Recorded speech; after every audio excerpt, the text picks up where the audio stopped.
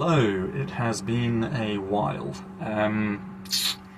Today is the England game. I don't care, it's rigged, but I do have bets on the England game. Lots and lots and lots of 13 bets.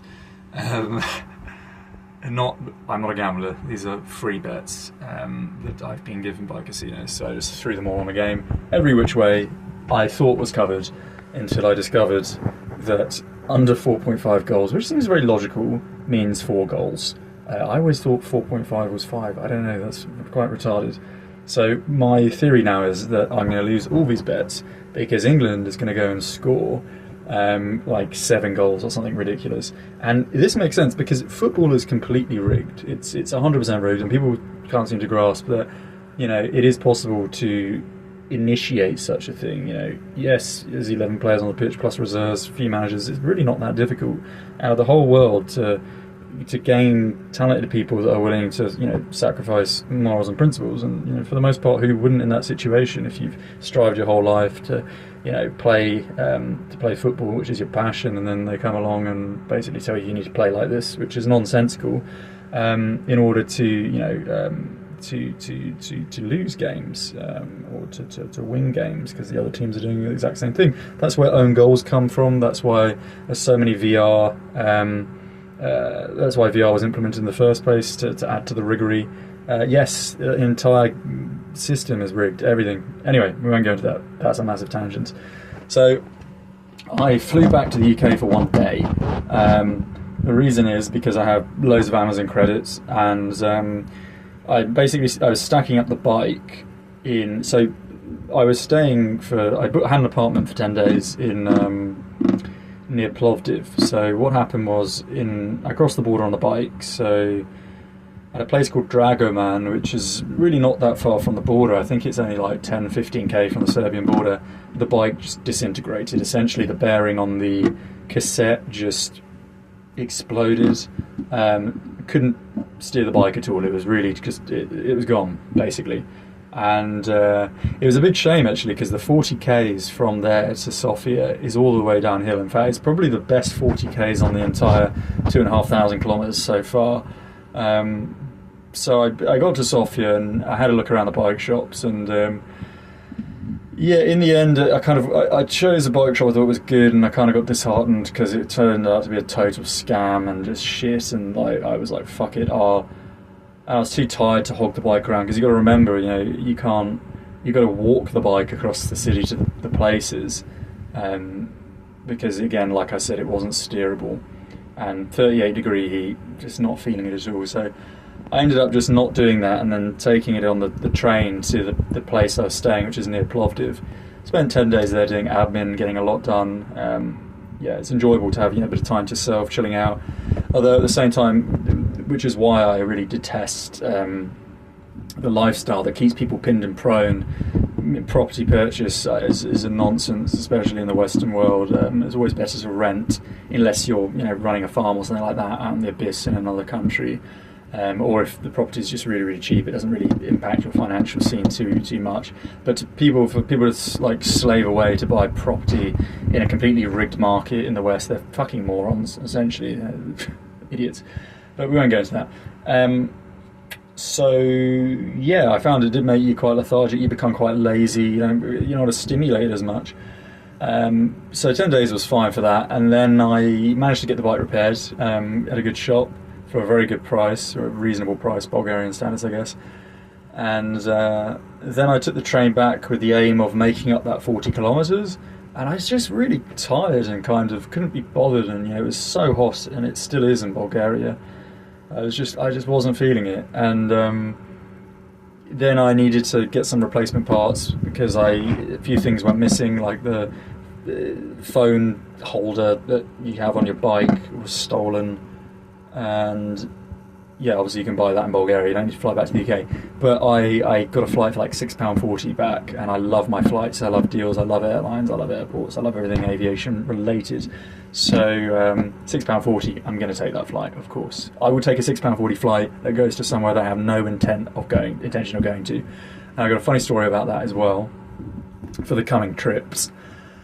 So yeah, I just booked it, had Amazon, ordered about £100 worth of little parts for the bicycle, little things that add up that you need, that are useful, different greases and oils that are within 100 millilitres so I can take them on the plane. And, things like a hat and a little bag, and I'm actually in a booth now in WeWork in Soho, but I've just emptied the bag, the Amazon bags, and put them in this tote bag. It doesn't fit properly, and I'm going to have to resort that to make sure it goes through the airport on my return, which is tomorrow. I ordered like £100 worth of stuff, little necessities that would just take you a while to find when you're in a foreign country. You don't speak the language, you have to go from place to place. They're usually going to rip you off, or they don't have it. The price is ordinarily higher in cheaper countries like Bulgaria because there's just not as much of a demand. Just like their supermarkets contain products with 300-400% price tax compared to that of the UK. It's the same with most products, and they don't have the expertise and all these things. So it's just easier for me to go online, bloody book it, hop on my £6.40 flight, get to the UK. I have free train credit for the most part, so I didn't have to even pay for the bloody trains, the express to St Pancras. Got to St Pancras, did a bit of research, which I got paid for, and then went to the Amazon Fresh store because they've got one on Euston Road, and collected all my things, put them in a bag, and about £100 worth of stuff. Did a few other little pieces of admin, and now I'm going to do some more administration here in a WeWork in Soho because I've got a pass to WeWork as part of my bank, and then tomorrow a little bit more research. It's the England game tonight as well, but I'm not going to go out. I'm not going to be tempted by that, and tomorrow I fly back, and then I got to get on the bike. But the problem is I've got an apartment now booked, which I booked a long time ago and I've already paid for, in Plovdiv, which is where I almost was. So I doubled back from where I'm supposed to go because I didn't want to cheat. I don't want to cheat. I've travelled 2,500 kilometres in very, very good time on the bike, and just missing 40k's bothers me. And yesterday I had the option. Yesterday I had the option. I set an alarm really early at 5 a.m. and the alarm just failed, or I missed it, or whatever reason, and 5 a.m. was perfect. There's only 2 trains that doubled back to this town where my bike broke, and I had to hop on the train initially from, and that's at 5 a.m. and bloody 6 p.m. And of course if you go at 5 a.m. the only traffic is traffic crossing the border, and it's a perfect time because this town's situated in a position where you're going to miss all the traffic coming across from the Serbian side because you're just early enough, and likewise the other direction, people heading from Plovdiv and Sofia up into Serbia and the rest of Europe. So it's nice and safe, it's nice and cool because it was 38 degrees. So all this was really irritating, and like I said, I've got an apartment booked on the 28th, and my flight arrives, leaving tomorrow, gets in on the 27th at 1:45 a.m.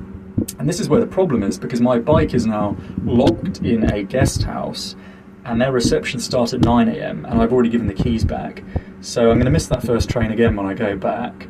So I'm going to have to wait all day until 6 p.m. to get the train. This is on now the 27th, to then cycle that 40k's, which should be pretty quick, but now in the traffic and actually in the heat. So it's still very hot at 6 p.m. Getting in probably about 9:30 p.m, 10 p.m, into Sofia I've just bloody come from, and then from there I have 160k's, which isn't flat land. It's varied to get to bloody Plovdiv for the 28th, which means the only solution to this, which I've done twice, I did it in Croatia, did an absolute stunner of 248 kilometres over the night on flat. So I'm going to have to do that. So it's going to be brutal, basically. Like I said, I'm going to do admin all tonight. In the morning, I've got schedules all day. I'm completely booked tomorrow. I'm going to have to take so much coffee. I'm going to have to be banging caffeine pills. Then I'm going to pass out on the bloody plane, assuming I make it there, back to Sofia. Then I need to pass out in Sofia airport. I have to sleep somewhere.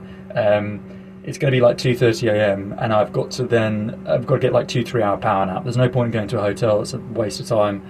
So 3 hour power nap, get to the bloody place where my bike is locked, And then I've got the new Panir. I've got the new Panir rack because I remember I had an impact where I went into a ditch during that 249-kilometer night ride, because in Croatia they have all this bloody EU money. Another reason I fucking hate the European Union. It's a fucking mafia scam. You see it everywhere. They just give all these people money. They give all these countries money, to build these infrastructural projects which have absolutely no use whatsoever. It's all a scam. It goes to some company that's headed by the bloody brother or the niece or the nephew of whoever's in government. It's all a bloody racket. And they build all these development projects. You've just got empty housing units.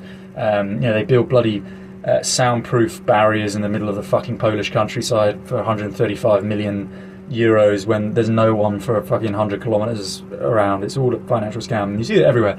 And the bike lanes are another such thing. They build all these bike lanes, and you'll be following them along in Croatia, and they fucking end in the middle of the forest, nowhere. They just end. And this one ended in a fucking ditch, and my bike ended up in that ditch. But thankfully, the entire impact was absorbed by the front Panir rack, which just snapped. And I've got a replacement, but it's a more complicated replacement to put in. I don't have the time to be faffing around when I get. Well, maybe I do now, actually, to be fair, because now I've got to get the latest train. But I'll have to, basically do that. And I've lost my train of thought. And anyway, it's going to be an arduous process. That's my point. So that's basically what's been happening. I haven't obviously uploaded a video in a while. I think we're on episode 37 or something like that. I was intending on uploading a video every day, a video to match each day of the journey. But of course, there's no real point on uploading these if it's a 0k day, which it has been now for bloody 2.5 weeks. I could have probably been in Georgia by now. But I basically pre-booked all of these apartments because I think I've said before, I have accommodation. I've got a lot of tricks up my sleeve with accommodation. I know how the travel industry works exceptionally well, I use websites, Home Exchange, Trip.com. Every website has its little niche. It essentially controls a part of the market, and usually it's geographical. So take Trip.com as one such example. If you use Trip.com in, say, Oman, or you use it in Europe, it really isn't competitive at all. It's pretty damn useless. Trip.com is part of the Skyscanner group, but in reality, all of these companies operate under Vanguard and BlackRock, and I think we discussed that before. It's all the same, and what they do is, to keep the illusion of free market capitalism running, they will promote and sponsor one of their subsidiaries for a set period of time, and then they dissolve it and replace that kind of that status with one of the other companies. So for example, Agoda used to be a leader in the market, then it was absorbed by Booking.com, but of course it's all the same company. Anyway, Booking.com was until recently the market leader, and now it's total shite. It's being replaced by Trip.com, which again is part of the Skyscanner group. It's also got TrainPal on its wings, so they're dominating the market now, and I expect them to be going up and up and up for a relatively long period of time until again they're replaced with one of the other boys. So if you take Brazil and you use Trip.com, the prices you get are insane. We're talking very good hotels, double room, swimming pool, buffet, of course, all the typical things you expect from a hotel, and you'll pay like £10-15, and you'll pay £50-60 on other websites for the same bloody hotel room.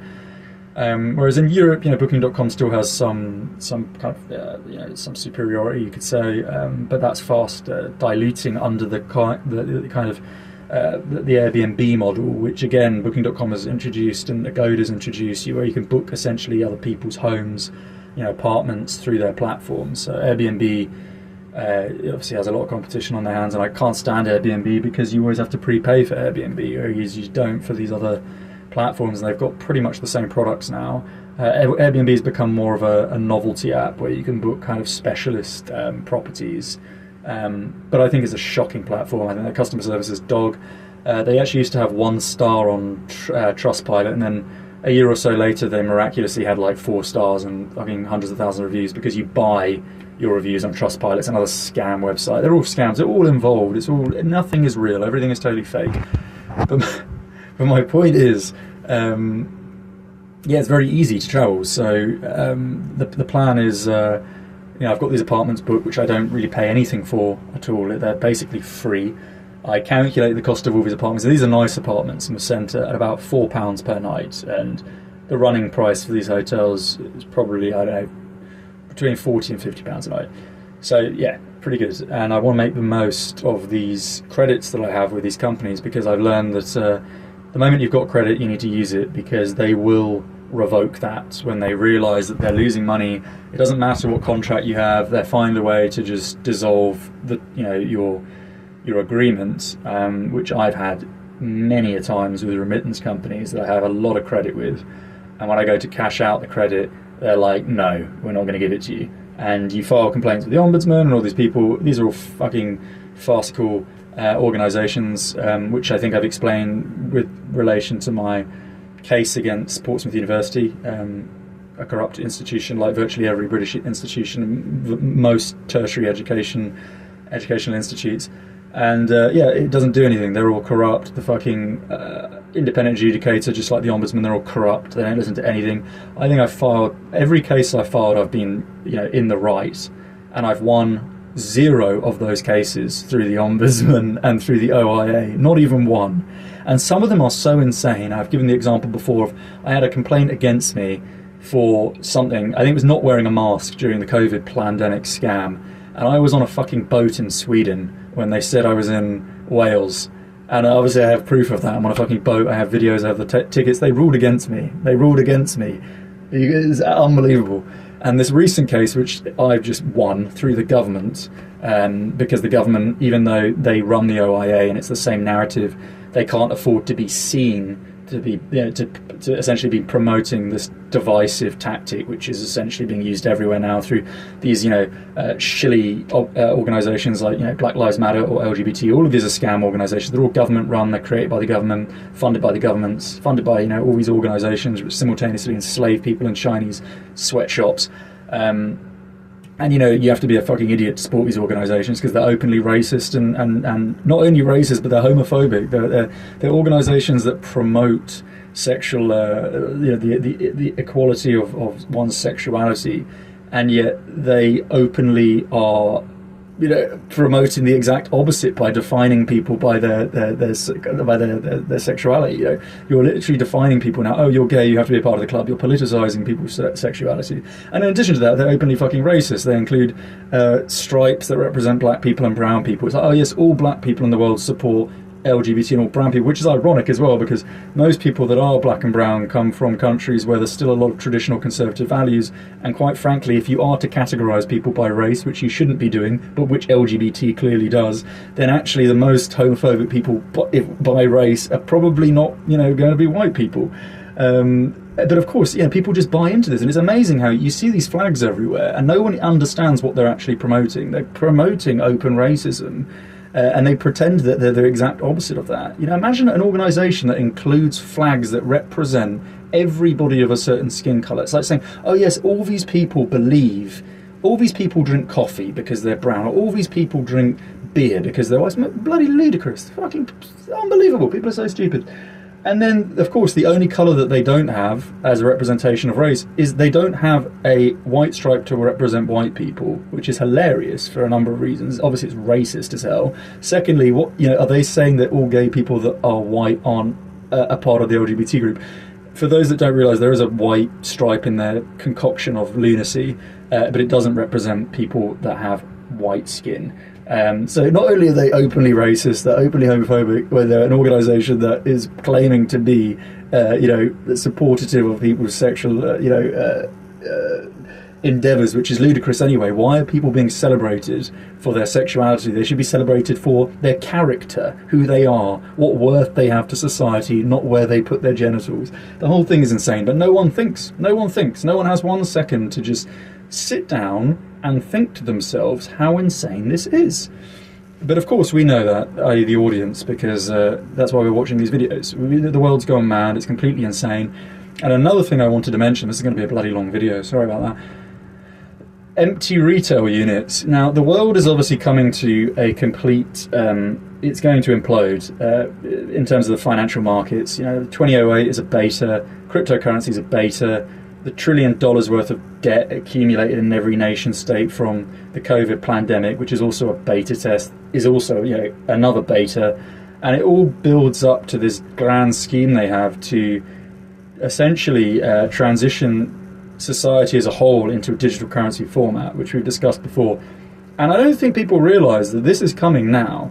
This is coming before 2030, and the reason it's 2030 is because they've already told us it's 2030, because the genius thing about occultism, masonry, all their kind of, subsidiary organisations, the kind of Kabbalists, that's why they're called Cabal. It comes from the Kabbalah, the etymology of that. But anyway, they tell you what they're going to do. They never lie. They tell you openly their agenda. And of course, 2030 is the agenda to build the giant cube, the city of Neom in Saudi Arabia, the tunnel from Europe to Africa, the underwater tunnel. It's all the 2030 agenda. And it's 2030 agenda because 2 times 3 is bloody 6. That's what it's about. 30s and 6s, all these things, cultist numbers. That's why if you type in 33 into bloody Google, you'll find so many stories with numbers 33. 33 people died here. 33 foxes were killed here. 33 fucking whales found dead on the beach here. 33 gallons of oil spilt on someone's face on a Tuesday morning at fucking 3:33 a.m. And if you don't realise this already, you need to wake up, because I promise you, once you start, the brain is a supercomputer. And of course, we can go deep down into the philosophy of what we may well be, and we may well live in a matrix, and this may all be a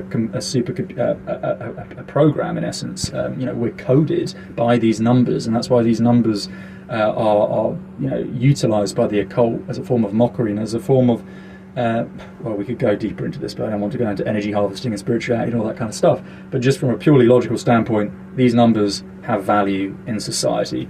And the number of people that are complicit in these organisations, being that it is a pyramid scheme, it's somewhat similar to Scientology, but Scientology is a microcosm. And it's used as a means by which to mock what is in fact the governing realm of all society. So it's a controlled op situation to be expected, like characters such as Andrew Tate. I didn't even know who this guy was, and most intelligent people shouldn't. Not to say I'm intelligent, but I think I probably have a greater understanding of some things than most.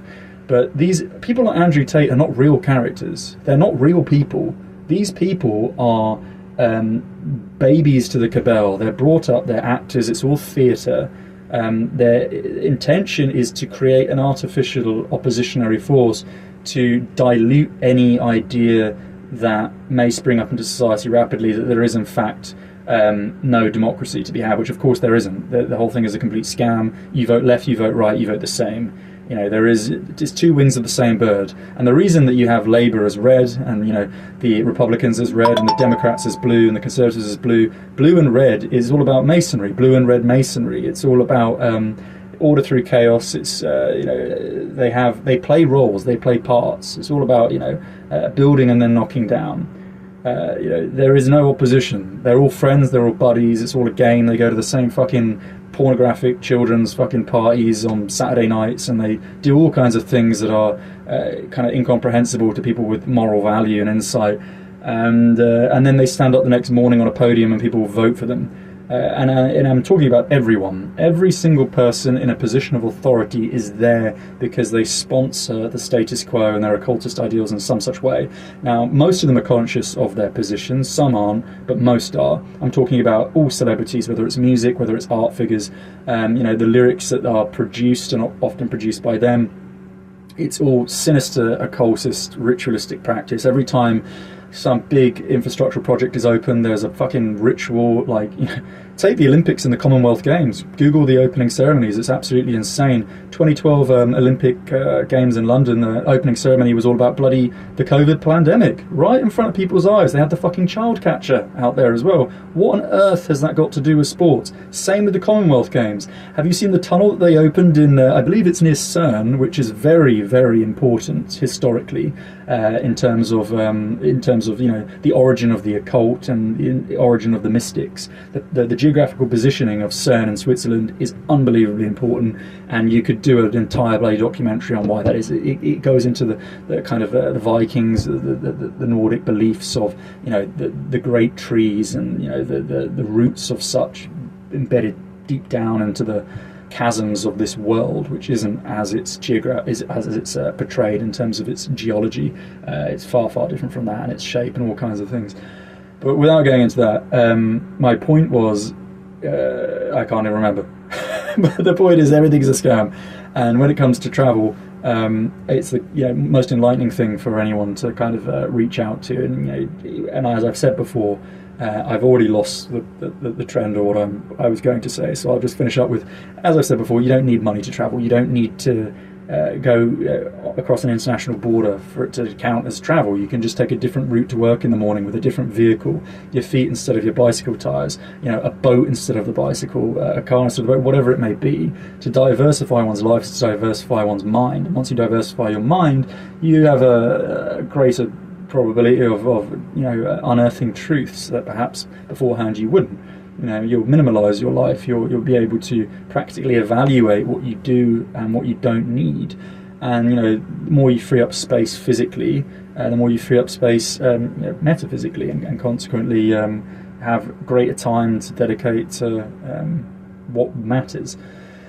So anyway, without going into a great tangent, and I already have, which probably isn't possible, as it's approaching the 26-minute mark, I shall leave it there. I don't know how many more videos I'll have until the journey begins again, but that should be pretty soon. So it may well be the first. And yeah, cool.